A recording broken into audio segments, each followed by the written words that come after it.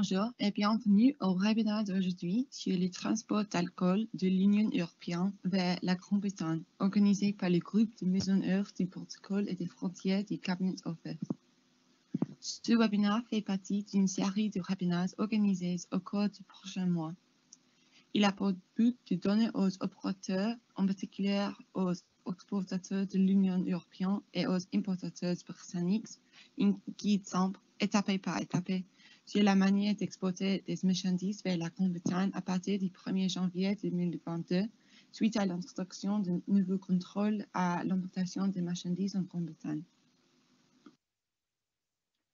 Pour passer rapidement en revue quelques règles de base avant que nous commencions, voulez-vous mettre en mode silencieux et rester dans ce mode tout au long du webinaire avec votre caméra éteinte. Posez toutes vos questions dans la rubrique QR ou dans la barre de discussion tout au long du webinaire. Nous publierons l'enregistrement de ce webinaire ainsi que les diapositives après la session et un document présentant les réponses aux questions fréquemment posées dès que nous les recevrons. Alors, qu'est-ce qui change pour les personnes qui transportent des marchandises entre l'UE et la Grande-Bretagne? Cette diapositive montre les deux dates claires relatives à l'entrée des produits alcoolisés en Grande-Bretagne. Les premiers changements entrent en vigueur à partir du 1er janvier 2022 et une autre série à partir du 1er juillet 2022. À partir du 1er janvier, les déclarations d'importation complètes seront exigées, ou l'utilisation des procédures simplifiées appelées processus de déclaration en douane simplifié, PDSD, anciennement connu sous le nom de PESC, si elles sont autorisées, et le paiement des tarifs pertinents à l'importation. Et à partir du 1er juillet, des déclarations sommaires d'entrée sont requises pour les importations en Grande-Bretagne. Cette présentation couvrira les processus et les procédures frontalières nécessaires pour faire entrer d'alcool de l'UE en Grande-Bretagne. Dans cette étude de cas, nous examinerons spécifiquement l'importation du vin de France. Nous aborderons les principales étapes et mesures applicables à la circulation du vin, c'est-à-dire à son importation en Grande-Bretagne à partir d'autres États membres de l'UE. Nous allons parler des exigences frontalières en Grande-Bretagne à partir du 1er janvier 2022 et du 1er juillet 2022. Cette diapositive présente les trois principaux acteurs de notre voyage. Carlos est l'exportateur basé en France et il vend du vin en Grande-Bretagne.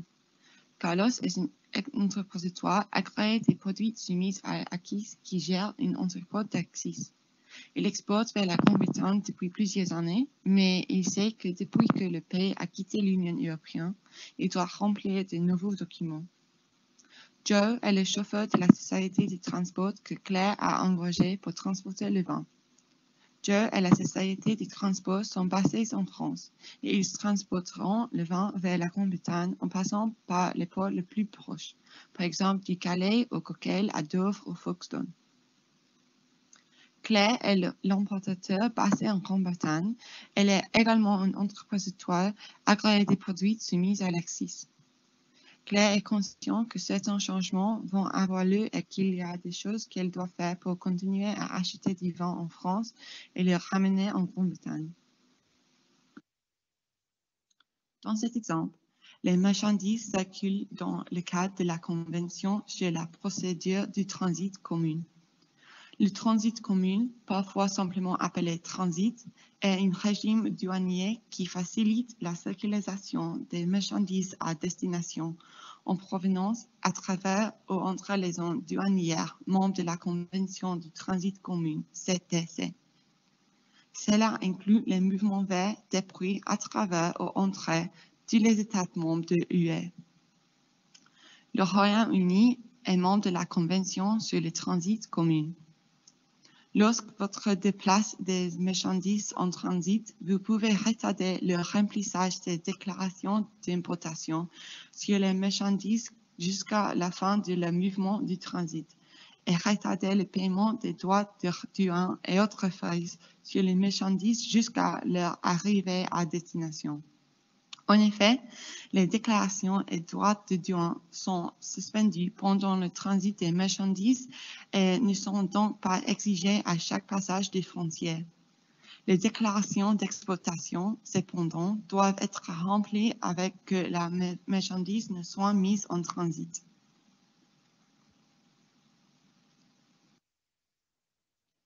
Pour déplacer des marchandises dans le cas de CTC, l'opérateur doit faire une déclaration de transit sur les nouveaux systèmes de transit informatisés et fournir une garantie pour couvrir les droits d'importation éventuels qui pourraient être perçus sur les marchandises. Une déclaration de transit doit comprendre une description détaillée des marchandises transportées et des bureaux de douane par lesquels les marchandises passeront au cours de leur voyage. Ces bureaux doivent inclure les éléments pertinents. Bureau de départ, qui est le bureau de douane où votre mouvement commencera. Il doit se trouver sur le territoire douanier d'où les marchandises sont exportées. Bureau de destination, qui est le bureau de douane où votre mouvement prendra fin. Il doit se trouver dans le territoire douanier où les marchandises sont emportées. Bureau du transit, qui est le bureau de douane où vos marchandises entreront dans une nouvelle zone douanière. Un bureau de transit doit être prévu pour chaque zone douanière dans laquelle vos marchandises vont entrer. Les mouvements de transit doivent être lancés soit à partir d'un bureau de départ, soit dans les locaux agréés d'un expéditeur agréé. Le code du bureau de départ ou de l'expéditeur agréé doit être indiqué sur la déclaration. Il n'est pas possible de lancer un mouvement de transit à partir d'un bureau de départ ou d'un expéditeur agréé différent de celui figurant sur la déclaration. Les mouvements de transit doivent être terminés soit dans un bureau de destination ou dans les locaux agréés d'un destinataire agréé. Toutes les marchandises en transit doivent remplir une fonction de bureau de transit chaque fois qu'elles entrent dans un nouveau territoire douanier. Vérifications du bureau de transit doivent être effectuées chaque fois que des marchandises arrivent dans un nouveau territoire douanier et doivent être remplies au bureau de douane où les marchandises entrent sur la territoire. Aux portes les plus proches, la fonction du bureau de transit est exercée d'une manière virtuelle.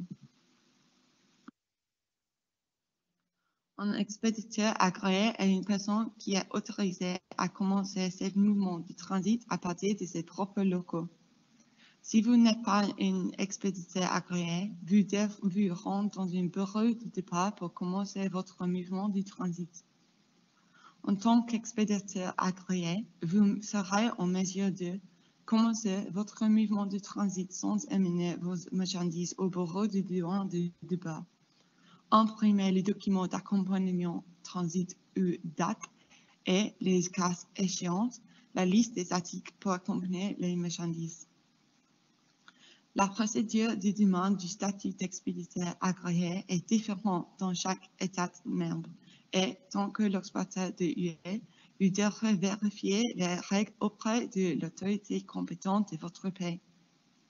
Un lien vers le site internet de l'administration de douane française se trouve sur le lien de la diapositive.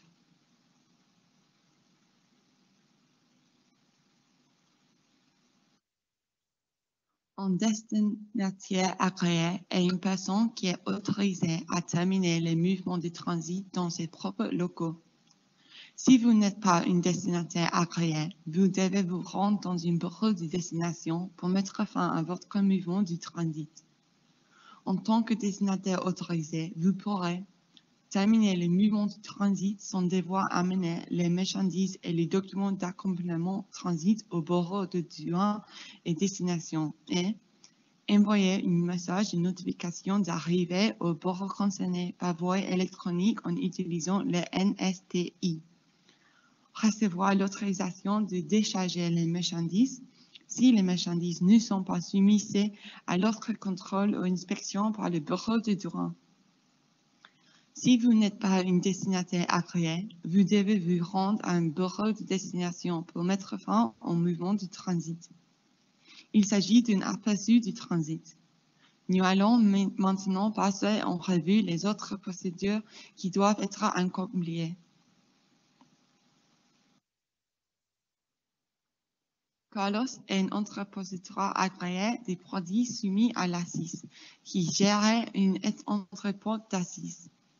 Un entrepôt fiscal est un lieu autorisé où les marchandises soumises à l'ACIS sont produites, transformées, détenues, reçues ou expédiées en suspension de droit par un entrepositoire agréé dans le cadre de son activité.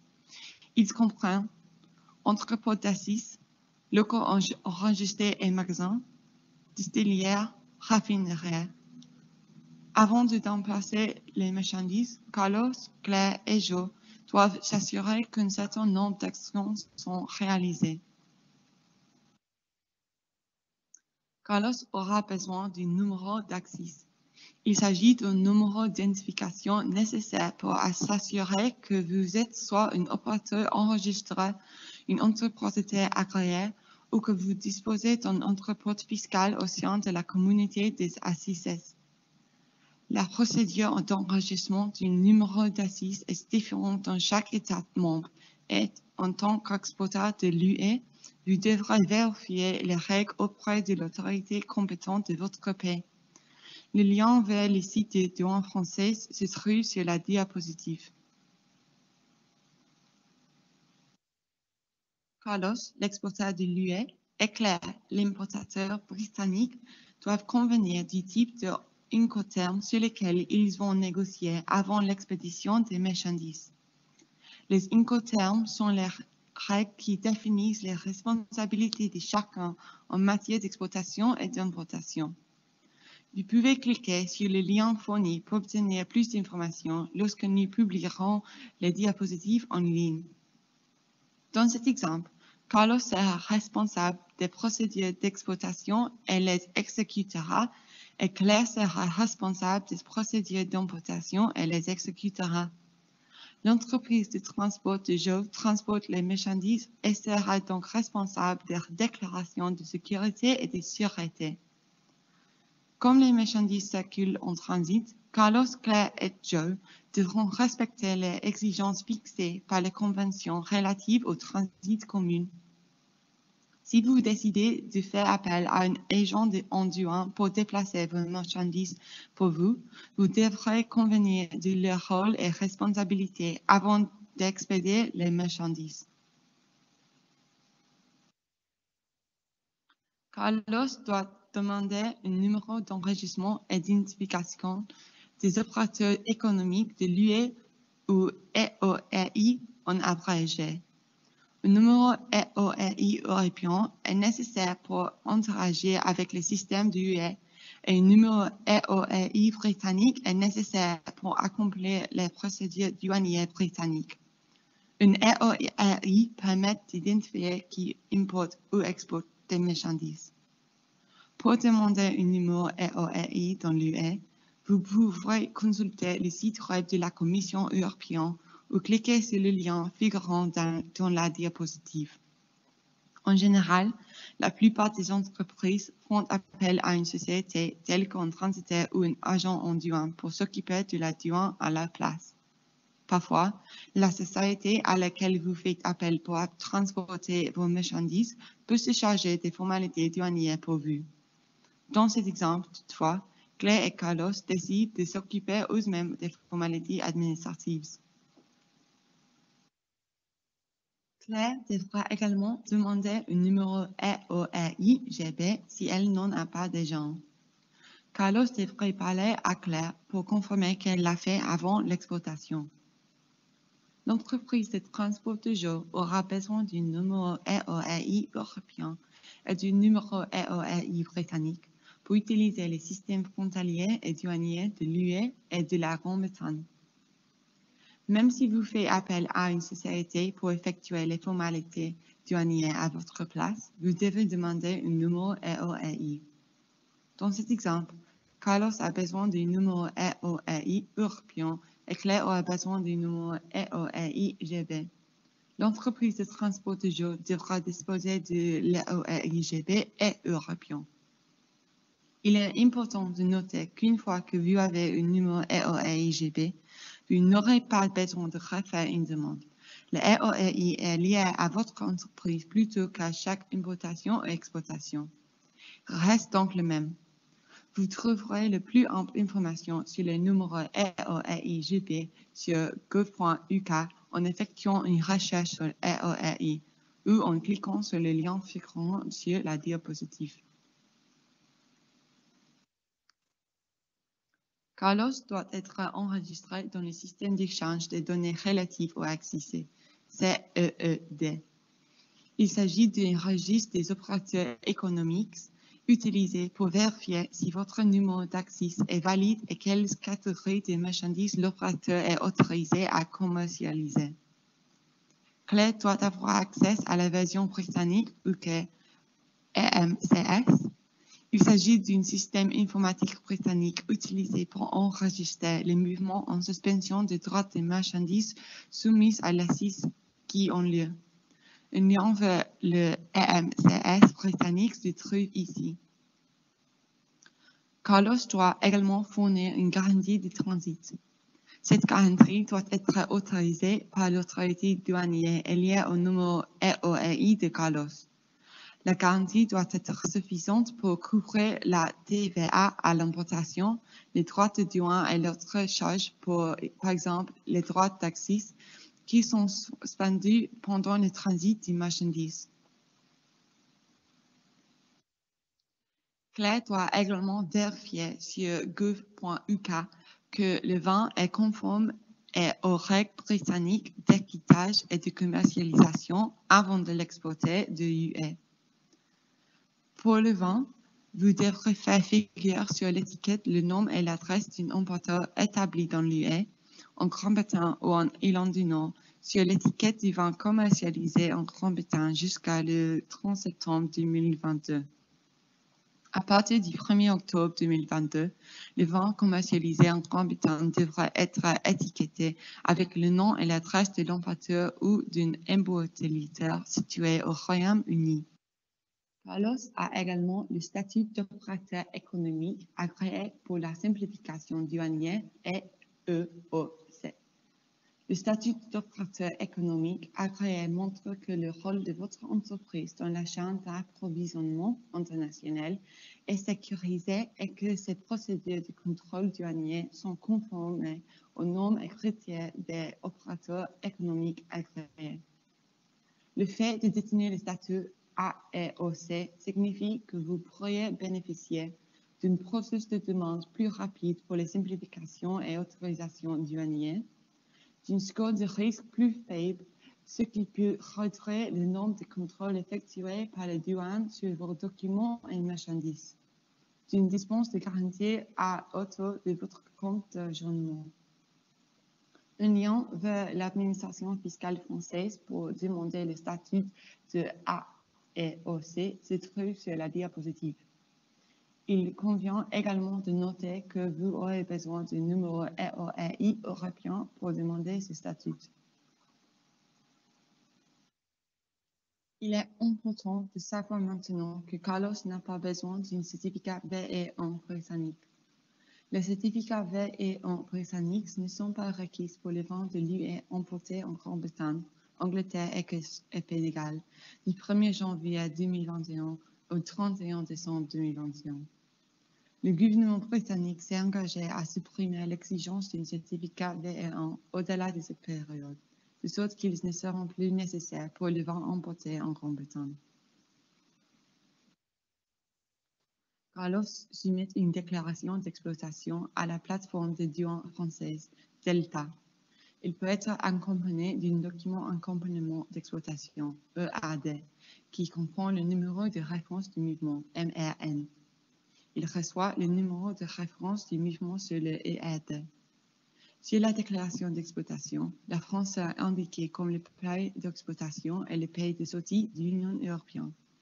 Carlos indique le port de sortie.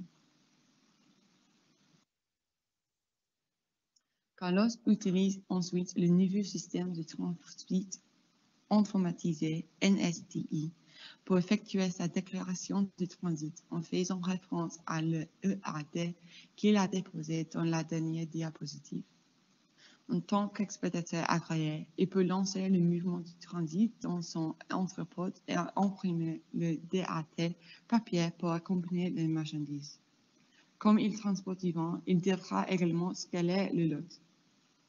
Le nouveau système de transit informatisé NSTI est un système de déclaration et de traitement électronique que les opérateurs doivent utiliser pour soumettre les déclarations de transit communes. La manière de présenter les formulaires de déclaration en transit est différente dans chaque État membre. En tant qu'exportateur européen, vous devez vérifier les règles auprès de l'autorité compétente de votre pays.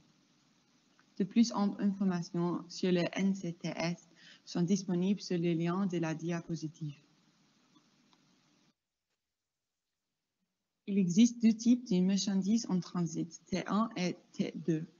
T1, qui est le transit de marchandises qui n'ont pas le statut de marchandises acquittées par l'UE, y compris les marchandises qui proviennent de l'extérieur de l'UE et qui sont transportées en suspension de droite. Et T2, le transit des marchandises en France de droite de l'UE.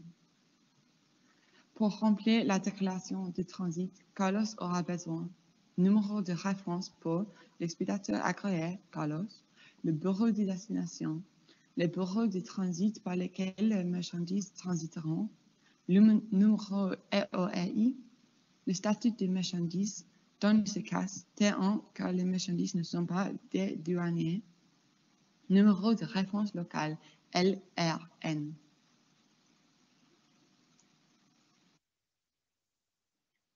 Le numéro de référence de la garantie transit, le délai estime de acheminement des marchandises jusqu'au bureau de destination.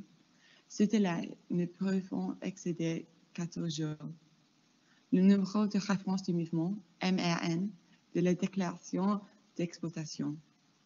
Une fois que Carlos a soumis la déclaration de transit dans le NSTI, il peut, en tant que l'expéditeur agréé, lancer le mouvement et générer les documents d'accompagnement du transport DAT.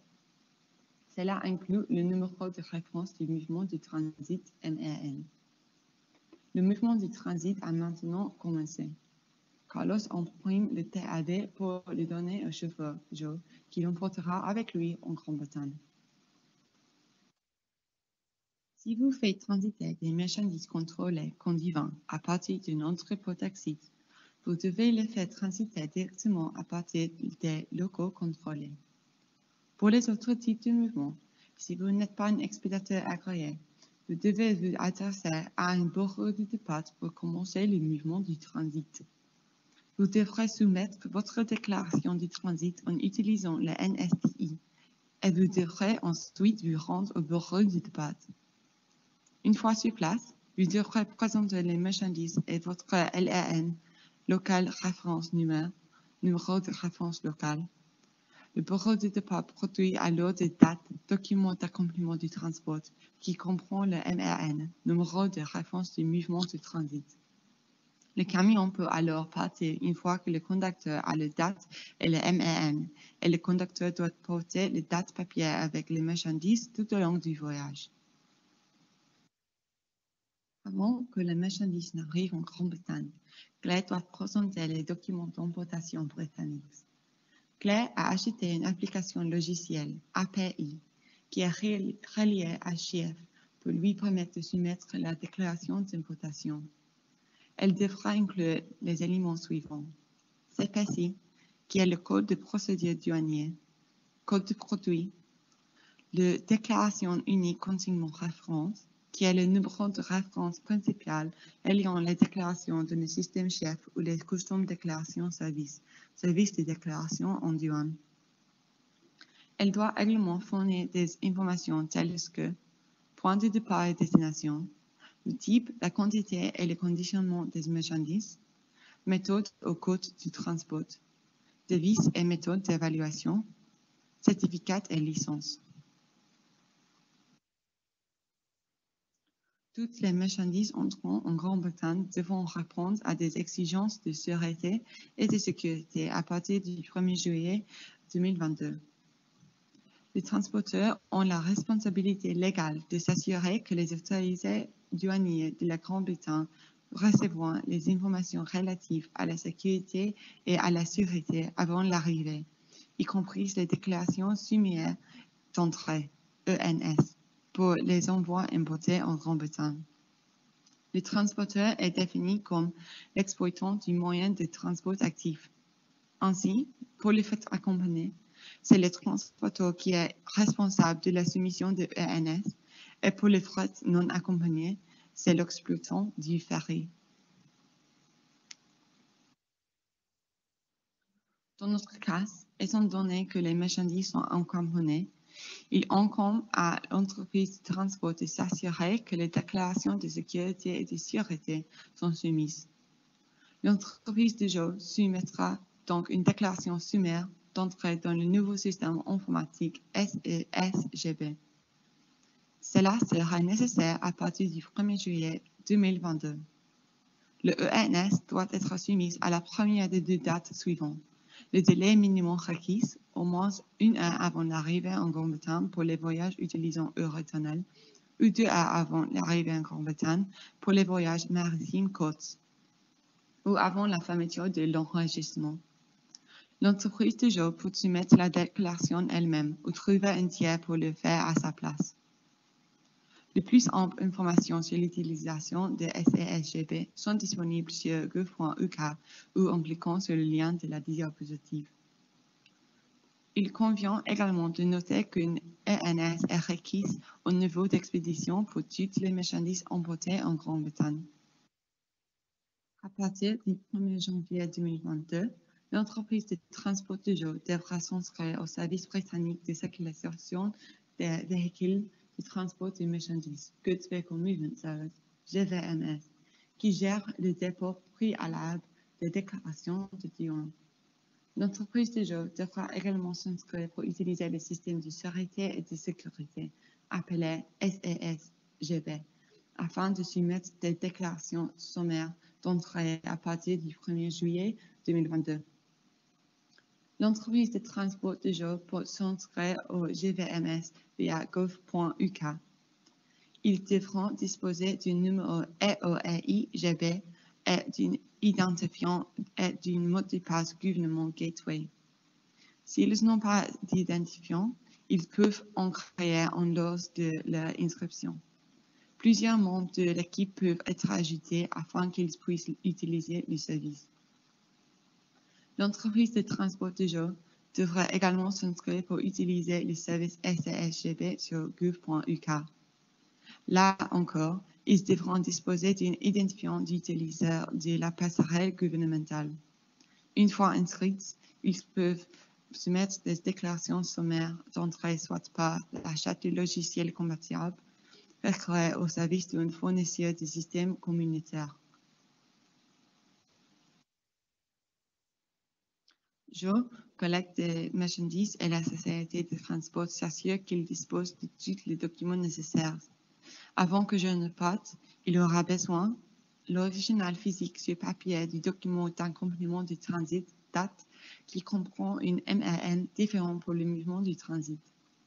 Et depuis le 1er octobre 2021, Joe devra voyager avec son passeport car la Grande-Bretagne n'acceptera plus les cartes d'identité de UE, de EEE et de la Suisse, à moins que vous n'ayez le statut de résident permanent ou de résident préétabli dans le cadre du programme d'établissement du UE. À partir du 1er janvier 2022, l'entreprise de jeu utilisera le service de circulation des véhicules de transport de marchandises, GVMS, pour scanner les documents d'importation. Il s'agit du document d'accompagnement de transit, date et de la déclaration sommaire d'entrée, ENS. L'entreprise de jour utilise le GVMS en ligne pour créer une référence de mouvement des marchandises, GMR, en saisant le transit MRN, numéro de référence de mouvement, du document d'accompagnement du transit, le NINS, déclaration sommaire d'entrée, et met à jour la GMA avec le véhicule prévu et les détails du passage. Le GMR relie toutes les références de déclaration et prouve que toutes les déclarations nécessaires ont été disposées au préalable. Je fournis le GMR au transporteur, exploitant du ferry et du tunnel, à l'arrivée afin de vérifier qu'il est valide et correct. Le transporteur ne peut pas embarquer si le GMR n'est pas valide. En fonction des conditions du transporteur, il peut être demandé au conducteur ou transporteur de présenter le GMR de la manière suivante. Cesser du GMR au cours du processus de réservation du transporteur. Présenter un code barré GMR pour le scanner à l'enregistrement. Présenter une GMR à l'enregistrement, c'est-à-dire indiquer au transporteur le numéro du GMR. Le GMR comprend les détails du véhicule du jour. Si les marchandises doivent être transportées, le GVMS renvoie un statut en attente. Ce message peut être communiqué à jour par différents moyens, par exemple en affichant les informations à bord du ferry ou du train, ou en permettant au conducteur de vérifier l'état du véhicule en saisissant son GMR sur une page web ou en tapant la plaque d'immatriculation du véhicule sur une application. Veuillez noter que lorsque le camion embarque sur la navette ou le ferry, c'est-à-dire au point de non-retour, la déclaration d'exploitation est déchargée et communique avec le système français SI Brexit pour confirmer le départ de la navette ou du ferry. Au départ d'une ferry de la navette, le bureau de sortie en France notifiera au bureau d'exploitation que les marchandises ont quitté le UE via le système de contrôle des exploitations de l'UE, ECS. Joe et le camion font maintenant la traversée de la Manche entre France et Grande-Bretagne. Pendant la traversée, le GVMS apparaît les données et se connecte au NCTS. Le MRN de transit est envoyé au NCTS pour que la France frontalière puisse déclencher le bureau du transit au bureau de douane de Douvres ou Eurytunnel. Si les marchandises ne sont pas sélectionnées pour le contrôle, le bureau de transit est complété sur le NCTS. GVMS envoie à l'entreprise du jour un message lui indiquant si les marchandises sont dédouanées. Si les marchandises ont été sélectionnées pour un contrôle, GVMS enverrait à la compagnie de transport du jour des instructions supplémentaires indiquant que l'intervention du gouvernement est nécessaire. Joe devra se présenter pour un contrôle et présenter le date papier à la police des frontières. S'il est agréé, le GVMS sera également mis à jour car la date est mise à jour dans le NCTS et le bureau de contrôle des douaniers français est informé à l'arrivée des marchandises agréées en Grande-Bretagne. Joe, le chauffeur, peut maintenant livrer les marchandises dans les locaux de Claire en Grande-Bretagne. Joe est arrivé en Grande-Bretagne et apporte les marchandises dans les locaux de Claire. Les locaux de Claire sont autorisés à la fois en tant que destinataire agréé à des fins de transit et en tant qu'entrepôt d'axis à des fins d'axis. Elle n'a donc pas besoin d'utiliser le EMCS pour contrôler les marchandises. La garantie du transit couvre également les droits d'axis dont elle est redevable. Si le lieu de destinataire agréé n'est pas agréé en tant qu'entrepôt d'axis, alors qu'elle devra placer les marchandises en suspension de droit d'axis une fois qu'elles auront été déchargées du régime de transit et soumettre un document administratif électronique EAD sur le système britannique de contrôle et de sécurisation des marchandises soumises à l'axis UK-EMCS pour déplacer les marchandises en suspension de droit d'axis vers son entrepôt fiscal axis. Et il est important de noter, comme nous avons mentionné, que le document administratif électronique DAE est un document distinct du document accompagnement de l'exploitation de AE. Claire peut maintenant clôturer le mouvement de transit sur le NSTI et la garantie du transit sera libérée par le bureau de douane de départ en France. Claire paye les droits de douane et le TVA à l'importation en utilisant son compte d'agrément. Comme ces locaux sont agréés en tant qu'entrepôt taxis, elle ne doit pas payer les droits taxis sur les produits jusqu'à ce qu'elle les mette à la consommation, par exemple en les vendant, pour autant qu'elle stocke les produits conformément aux règles de détention des produits soumis à l'ACCIS. Dans cet exemple, Claire peut bénéficier d'une exemption des droits de douane, ce qui signifie qu'elle ne paye pas des frais supplémentaires pour le transport des marchandises. Vous pouvez vérifier le taux de droits de douane pour différents produits sur le site web indiqué dans la diapositive. Le code pour le vin commence par 2204.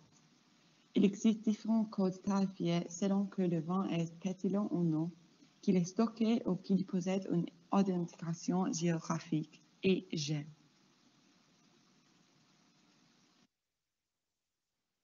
Claire est soumise à la TVA et peut donc utiliser la comptabilité TVA différée pour comptabiliser la TVA à l'importation.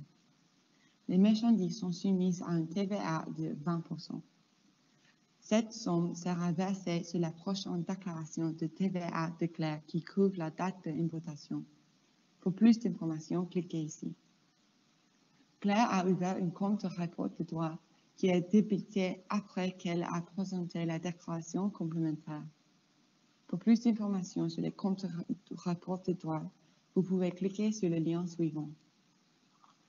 Les marchandises inscrites dans le registre de l'entrepôt fiscal sont sur le compte de Claire en tant que propriété des marchandises. Sur instruction et après paiement des droits taxis, Claire distribue le vin au fur et à mesure des commandes de ses clients. Une fois ces marchandises arrivées, elle met à jour l'entrée dans ses propres registres avec les détails d'importation, y compris la date et l'heure d'entrée. Comme Claire a reçu le vin, elle peut maintenant effectuer les mises à jour nécessaires dans Chef. Par exemple, si l'heure d'importation change par rapport à la déclaration qu'elle avait précédemment soumise. La déclaration doit être mise à jour comme arrivée, avant la fin du jour ouvrable suivant le jour où les marchandises sont arrivées en Grande-Bretagne. Claire a maintenant accompli toutes les démarches nécessaires et son vin est passé avec succès de UE à la Grande-Bretagne. Cette diapositive contient une liste de liens utiles qui vous permettront d'obtenir plus d'informations sur ce que vous devez faire pour être prête pour les nouveaux changements de frontières. Comme nous l'avons mentionné au début de cette présentation, nous publierons les diapositives pour que vous puissiez les lire et vérifier les liens à votre convenance. Merci d'avoir écouté la présentation d'aujourd'hui. Nous espérons qu'elle vous a été utile. Nous retiendrons les questions du chat et publierons les réponses aux questions les plus fréquentes dans les documents à consulter en ligne sur gouv.uk. Les diapositives seront également disponibles en ligne afin que vous puissiez les télécharger et cliquer sur le lien quand vous le souhaitez. Merci.